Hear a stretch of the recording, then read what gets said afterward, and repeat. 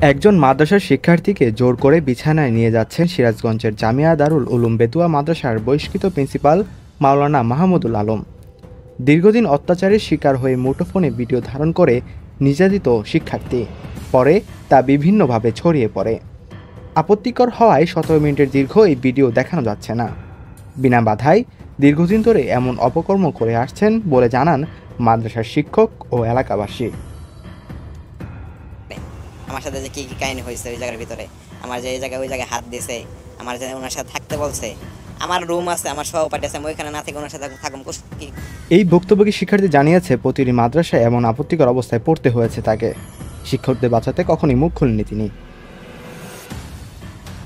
এই কর্মকাণ্ডে শিক্ষকদের নির্দোষ দাবি করতে মাদ্রাসার শিক্ষকরা সবসময় সরব থাকেন। পরিচালকেরা প্রতিষ্ঠানের তুলনায় এটার হারটা অনেকই কম।